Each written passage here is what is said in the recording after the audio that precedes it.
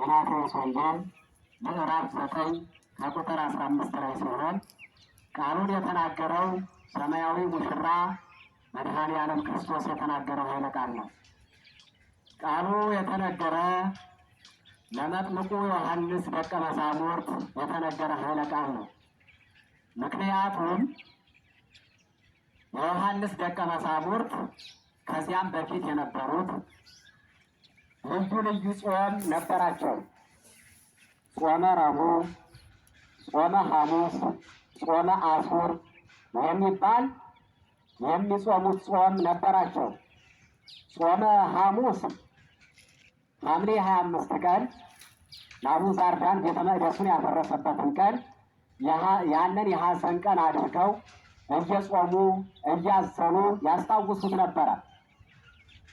ጾመ ረቡዕ እንዲሁ እስራኤላውያን በአስቴር አማካኝነት በነ መርዶክዮስና በእስራኤላውያን ላይ የታወጀው ያ መከራ በዚያ ጾም ምክንያት ስለተወገደ፣ ታሪክ ስለተቀየረ፣ ታሪክ ስለተገለበጠ ይህንን ጾም ይጾሙታል።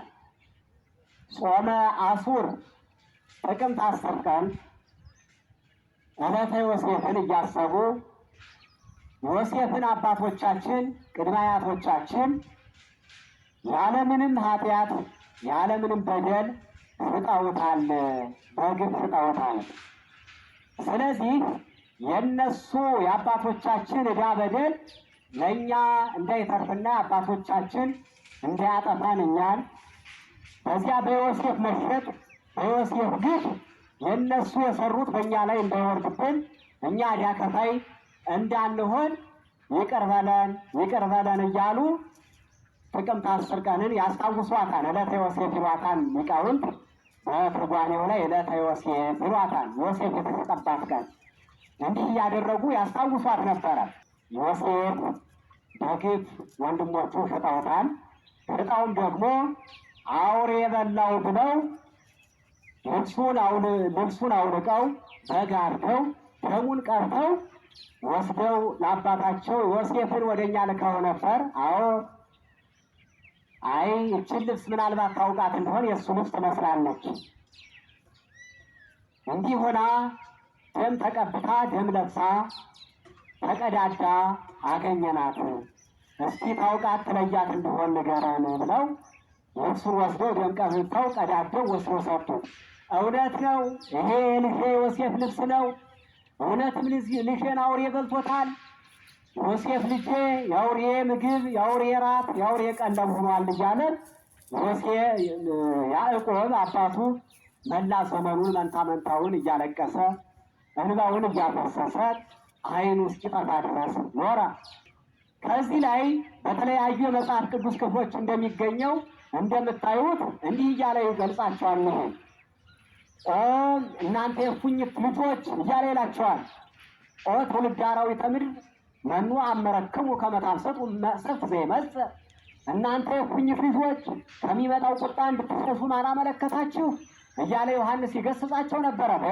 በማቴዎስ ወንጌል ምዕራፍ 3 ስትመለከቱት እዚያ ላይ ታገኙታላችሁ። እናንተ የእፉኝት ልጆች ከሚመጣው ቁጣ እንድትሸሹ ማን አመለከታችሁ? እንከሰ ግበሩ ፍሬ ዘይደለወክሙ ለንስሐ፣ እንግዲህ ለንስሐ የሚገባ ፍሬ አድርጉ እያለ ይወቅሳቸው፣ ይገስጻቸው፣ ይዘልፋቸው ነበረ መጥምቁ ዮሐንስ። ለምን ብትሉ ይቺ እፉኝት የተባለች እንስሳ አርዌ ምድር ይላታል መጽሐፍ ቅዱስ። በመጽሐፍ ቅዱሱ ላይ የእፉኝት ልጅ እፉኝት እያለ ይጠራታል።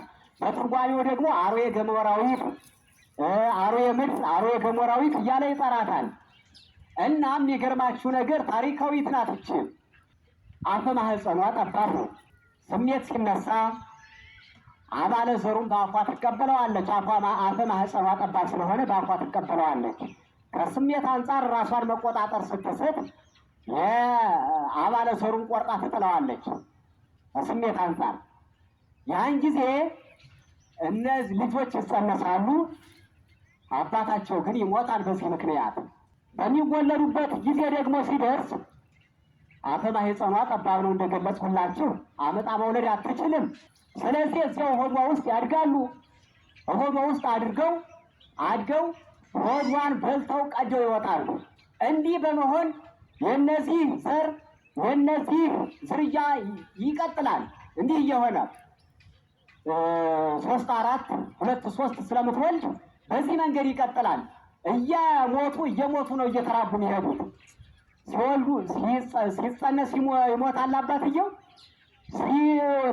ሲወለዱ ደግሞ እናቲቱ ትሞታለች። በዚህ መንገድ ነው እና እናንተ የእፉኝት ልጆች ያላቸውም ከዚህ አንጻር ነው። እንደ አባት የሚቆጠሩ ነቢያትን፣ እንደ እናት የሚቆጠሩ ሐዋርያትን በኩላብ እየሰቀሉ በመጋዝ እየተረተሩ የገደሉ፣ በረግረግ እየጣሉ በሰይፍ እየቆረጡ በእሳት እያቃጠሉ የገደሉ የእፉኝት ልጆች እያለ የሚጠራቸው ለዚህ ነው። እነ ኢሳይያስን መሰል ሌሎቹም እነ ኤርምያስን በረግረግ እየጣሉ ሌሎቹን ቁልቁል እየሰቀሉ እነ ቅዱስ ጴጥሮስን የመሳሰሉትን ሁሉ በዚህ መንገድ ይገድላሉ። እና ለዚህ ነው እናንተ የእፉኝት ልጆች አላቸው። አንዱ ይህ ነው። ሌላው ሁለተኛው ደግሞ ምን ይመስላችኋል? ዮሴፍን አውሬ አልበላውም። ዮሴፍን የበሉት እነሱ ናቸው። ዮሴፍ በሕይወተ ሥጋ አለ። ነገር ግን በገንዘብ ለውጠው ሽጠው በልተውታል ገንዘቡን። አውሬዎች እነሱ ናቸው። ስለዚህ አውሬዎች እናንተ ናችሁ ሲላቸው እናንተ የእፉኝት ልጆች አላቸው። እነሱ ሽጠው በልተው አውሬ የበላው እያሉ አስለቀሱት። ሽጠው የበሉት ግን እነሱ ናቸው። አውሬዎች እነሱ ናቸው። በወጡበት ይጠሩበት እንዲሉ አበው በወጡበት ይጠሩበት ብሎ የእፉኝት ልጆች እያለ ገሰጻቸው፣ እያለ ወቀሳቸው። እና ይህን ይመስላል። በዚህ መንገድ ነው ይጾሙት የነበረችን ዕለተ ዮሴፍ የምትባለዋል። በዚያ ምክንያት ዮሴፍን ሽጠው በልተውት አያቶቻችን፣ ቅድመ አያቶቻችን፣ አባቶቻችን ያለ ምንም ጥፋት ያለ ምንም ኃጢአት በግፍ ዮሴፍን ሽጠው በሉት። ያን ዕዳ በደል ያደርግብን ይሆናል፣ ይቅር በለን ዕዳ በደል አታደርግብን እያሉ ያችን ዮሴፍ የተሸጠባትን ቀን ጥቅምት 10 ቀን ወሩ በገባ በ7ኛው ወር ይህን እንደ ኢትዮጵያ አቆጣጠር አይደለም ምላችሁ። በእስራኤላውያን አቆጣጠር የመጀመሪያው ወር ሚያዝያ ነው። ሚያዝያ 1 ብለው ይጀምራሉ። ጥቅምት 7ኛው ወር ነው። ስለዚህ ጥቅምቱ 7ኛው ወር ነው። ወሩ በገባ በ10ኛው ቀን ዕለተ ዮሴፍ የተሸጠባት በዚህች ቀን እያስታወሱ ይጾማሉ። እና ይህንን ምክንያት በማድረግ ነው እኛና ፈሪሳውያን ብዙ ጊዜ የምንጾመው ደቀ መዛሙርት ግን የማይጾሙት ስለምንድን ነው አሉት። እኛና ፈሪሳውያን ብዙ ጊዜ እንጾማለን፣ ደቀ መዛሙርት ግን የማይጾሙት ስለምንድን ነው ብለው ወደ ኢየሱስ ክርስቶስ ቀርበው ይህን ጥያቄ አቀረቡ። ከዚያ ኢየሱስ ክርስቶስ ምን ብሎ መለሰላቸው? ሚዜዎች ሙሽራው ከነርሱ ጋር ሳለ ሊጾሙ ሊያዝኑ ይችላሉን? ሙሽራው ከነርሱ የሚለይበት የሚወሰድበት ወራት ይመጣል፣ በዚያን ጊዜ ይጾማሉ አላቸው መድኃኒታችን ኢየሱስ ክርስቶስ። ነጠላውን ትርጉም ይዘው ከሕግ ቢተላለፉ አንዳንዴ ይታያሉ።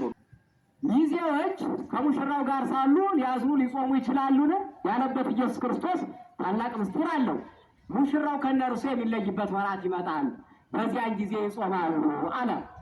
ሙሽራው ማን ነው? ሰማያዊ ሙሽራ ኢየሱስ ክርስቶስ ነው። ምድራዊ ሙሽራ ሳይሆን ሰማያዊ ሙሽራ ኢየሱስ ክርስቶስ። ሚዜዎቹ እነማን ናቸው? ደቀ መዛሙርቱ ሐዋርያት ናቸው ሚዜዎች የተባሉ።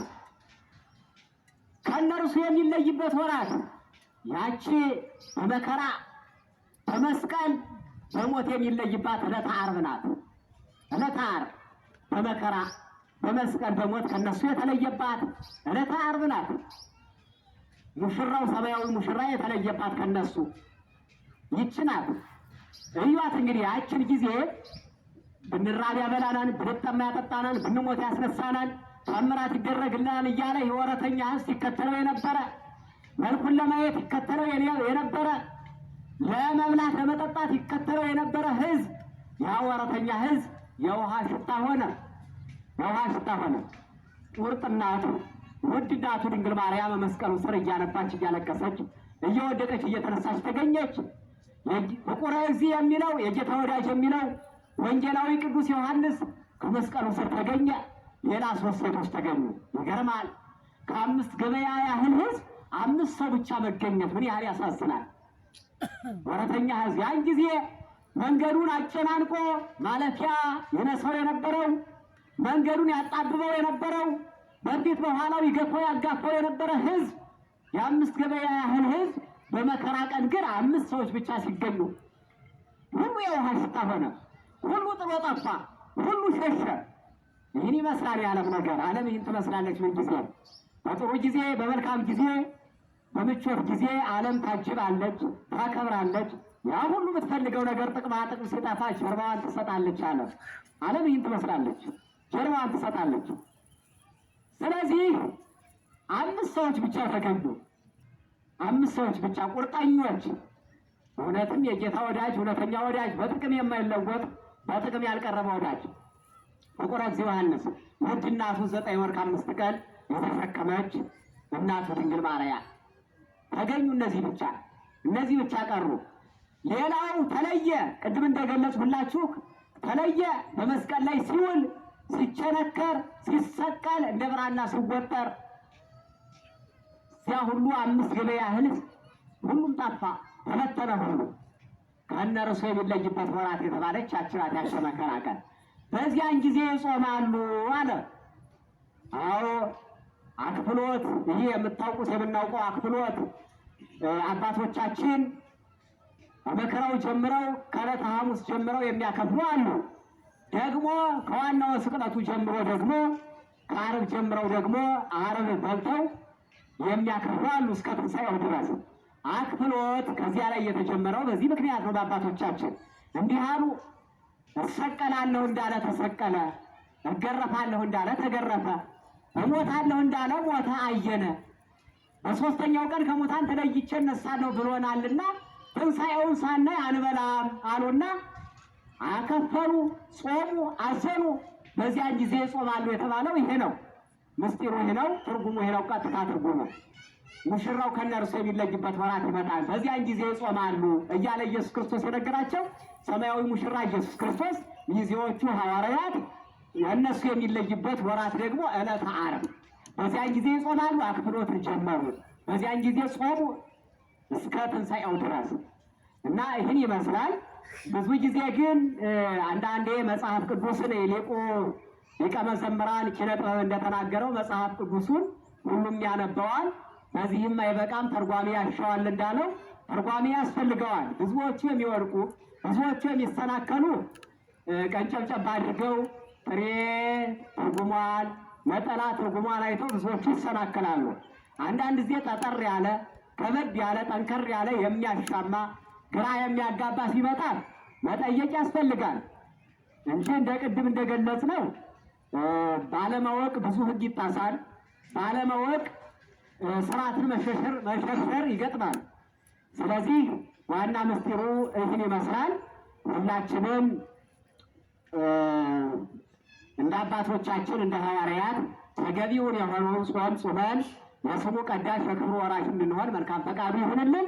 የአባቶቻችን የሐዋርያት በረከት የጌታችን የመድኃኒታችን የኢየሱስ ክርስቶስ የጾሙ በረከት በሁላችን ላይ ይሁንልን። ወስብሐት ለእግዚአብሔር።